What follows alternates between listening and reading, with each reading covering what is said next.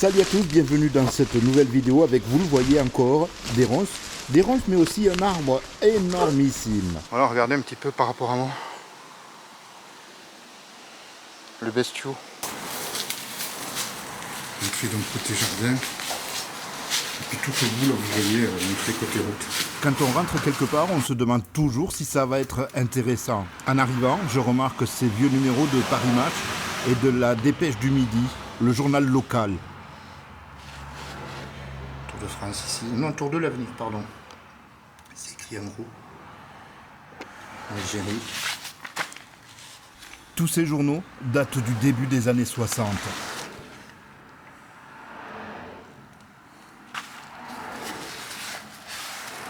Vous voyez la crise, hein. On a toujours eu les crises. Ici, numéro de la Dépêche d'octobre 1962.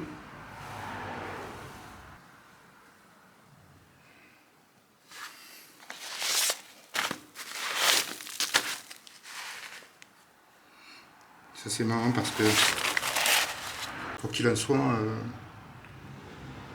les titres, on retrouve plus ou moins ceux d'aujourd'hui, 60 ans après. C'est beaucoup de politique, des morts, des assassinats.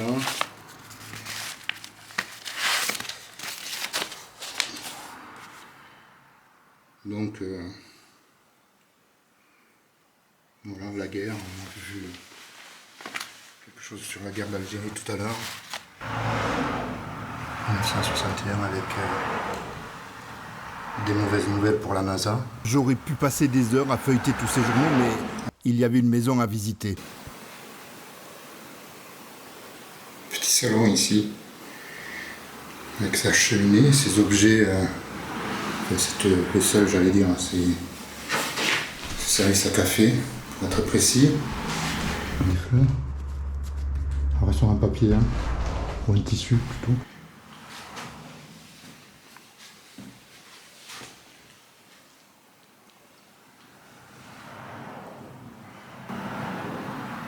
Ici, la tapisserie qui commence à prendre l'âme.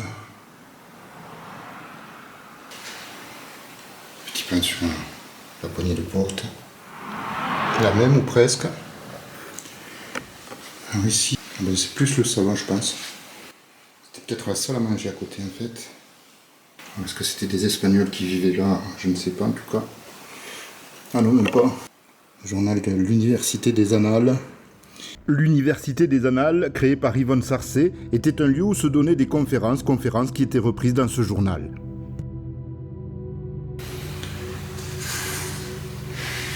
Des belles cheminées là.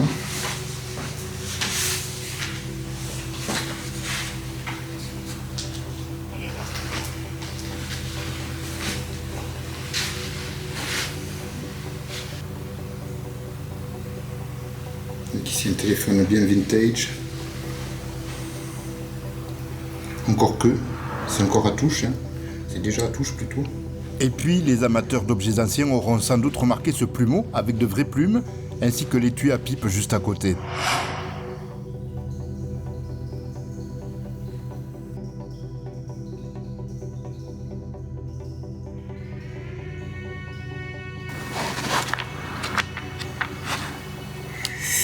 Et oui, à l'époque, on était très soucieux de savoir parler correctement, de savoir écrire correctement. Ça a fait remonter de vieux souvenirs et je me suis d'ailleurs dit que si là je prenais plaisir à regarder ce livre, à l'époque, quand je devais me plonger dedans, c'était l'enfer pour moi. On va essayer de voir ce qu'il y a dans cette armoire. Quelques verres.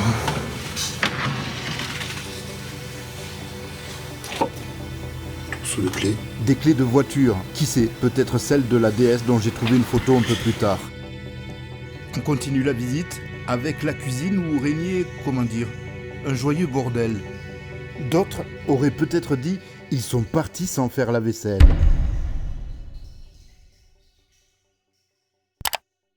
Curieuse disposition, vous me direz, mais juste à côté de la cuisine, une salle de bain. C'est chose courante dans les vieilles maisons où, à la base, la salle de bain n'existait pas et qu'on la mettait où on pouvait. Une toute petite salle de bain, toilette aussi. Le bidet à l'ancienne, avec la vue sur la cour qui est magnifique. Alors si on en juge à l'unique brosse à dents, je pense qu'il n'y avait qu'une personne ici. Ou alors une des deux personnes avait un dentier, ou alors elle ne se brossait pas les dents, c'est possible aussi. Il reste quelques bocaux, des olives, des cornichons. Ici, oh là, ça pue la malbouffe. Les soupes instantanées. Et des boîtes de conserve de petits pois. Pourtant, croyez-moi, à l'endroit où nous sommes, il y aurait moyen de faire un petit jardin. Mais bon, en vieillissant, parfois, les gens n'ont plus envie, n'ont plus la force. Ici, un radiateur à bain d'huile. Pour en avoir eu un dans mon premier appartement, je peux vous assurer que ça consomme énormément. Quand on voit tout ce fouillis, on se doute que je ne suis pas le premier à venir visiter l'endroit. Ma question est, c'est quoi ce besoin de tout mettre en l'air comme ça? Je ne pense pas que ces livres étaient par terre, mais bon. Roi de Rome. Je vous laisse lire, hein. Je ne vais pas vous annoncer chaque titre.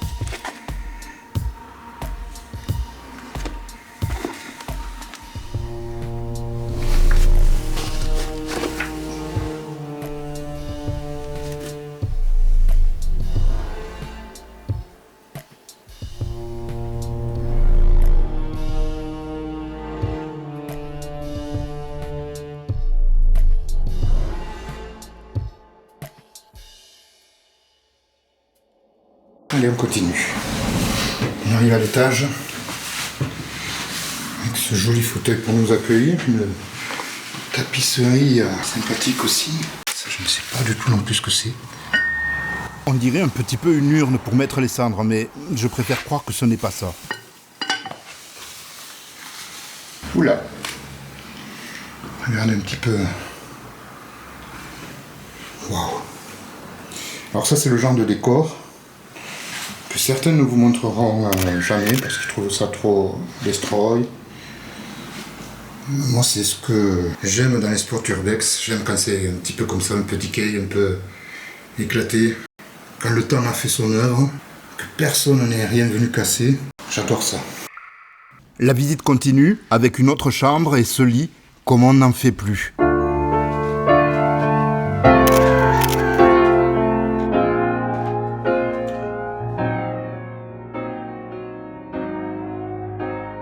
Au fur et à mesure de mon exploration, j'ai la confirmation que les personnes qui vivaient là étaient des personnes cultivées, qui aimaient lire. Sans la vie encore. C'est un sentiment bizarre. Encore une fois, je suis très pragmatique. C'est peut-être ces souvenirs, comme par exemple cette rose séchée qui a été conservée là. Vous allez voir, il y a des vêtements, des chaussures aussi. Et ce dressing là. Parmi les objets sur cette commode, ce carnet de reçus, c'est grâce à lui que j'ai su que cette maison avait été mise en viager.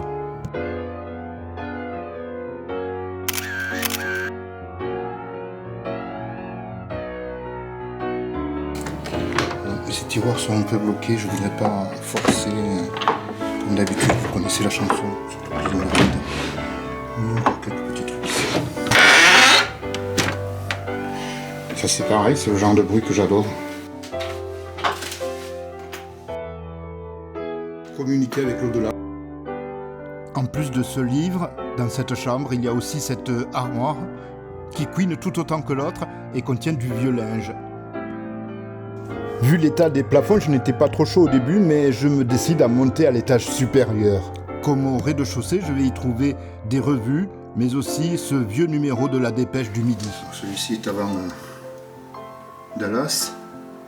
Je parle de ce numéro de la Dépêche, puisqu'on y parle de monsieur et madame Kennedy. Paris Match.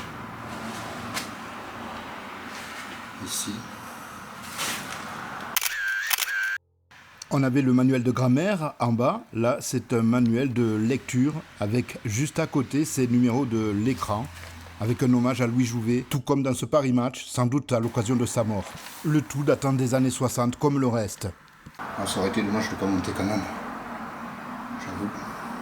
Et j'avoue aussi que je n'ai pas osé rentrer dans cette pièce. Trop dangereux. C'est dommage de ne pas pouvoir aller là parce que franchement, il y a de jolies choses mais c'est dangereux quoi. Je pense déjà là, on sent vraiment le plancher très peu solide. J'ai l'impression pratiquement de marcher sur du carton.